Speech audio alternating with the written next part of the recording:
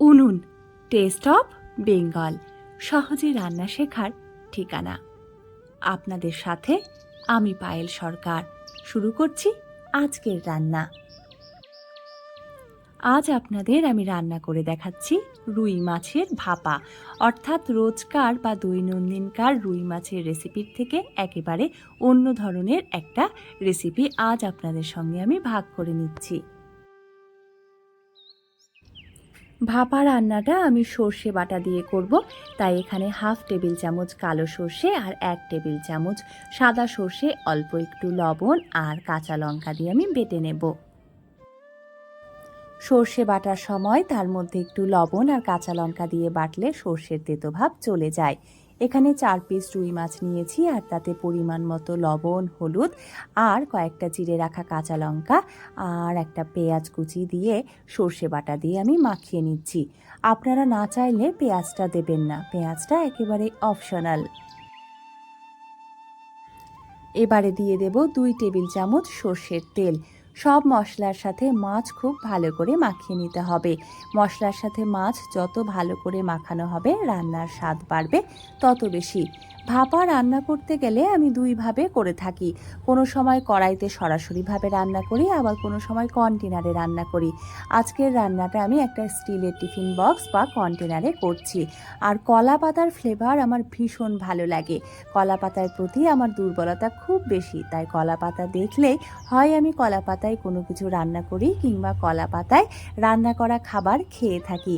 আর আমার বাড়িতে আজকে হাতের কাছে কলা পাতা পেয়েছি, তাই আমি টিফিন বক্সে কলা পাতার একটা ছোট্ট টুকরো দিয়ে তার উপরে মশলা মাখানো মাছ দিয়ে দিচ্ছি। এতে করে ভাপার সাথে পাতুরিরও একটা ফ্লেভার আসবে। কন্টেনারে মাছ দেওয়ার পর তাতে হাফ কাপ মতন জল দিয়ে দেবেন। আমি জলটা দিয়েছি, তবে ভিডিওতে সেটা দেখানো হয়নি। আর উপর থেকে ছড়িয়ে দেবেন অল্প একটু কালো জিরে। টিফিন বক্সের ঢাকনাটা এবার বন্ধ করে দিলাম আর কড়াইতে জল গরম করতে দিয়েছি। অতি অবশ্যই কড়াইতে আমি একটা স্ট্যান্ড বসিয়ে দিচ্ছি, কারণ স্ট্যান্ড না বসালে টিফিন বক্সটা ভালো করে বসানো যাবে না।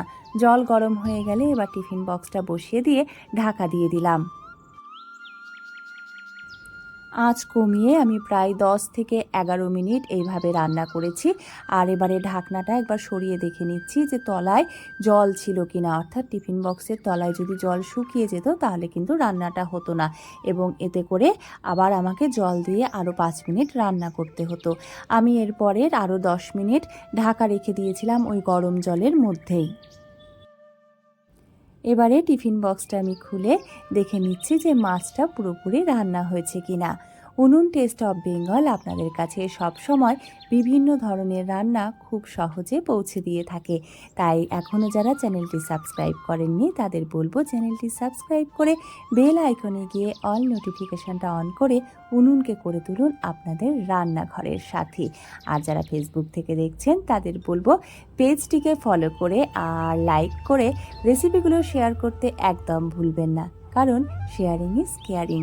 আপনারা দেখতেই পাচ্ছেন যে রান্নাটা কতখানি লোভনীয় হয়েছিল দেখতে। দেখতে যতখানি লোভনীয় হয়েছিল তার থেকেও কিন্তু অনেক বেশি ভালো হয়েছিল খেতে, এটা আমি গ্যারান্টি দিয়ে বলতে পারি। গরম ভাতের সাথে রুই মাছের এই রেসিপিটি খেতে কতটা ভালো লাগে সেটা জানার জন্য কিন্তু আপনাকে একদিন অবশ্যই রেসিপিটা ট্রাই করতে হবে। আর আমার বিশ্বাস যেটা খাবার পর আপনিও বলবেন, বাহ কি স্বাদ। ভিডিওটা দেখার জন্য আপনাদের জানাই অনেক ধন্যবাদ। আপনারা সুস্থ থাকুন, ভালো থাকুন, আনন্দে থাকুন।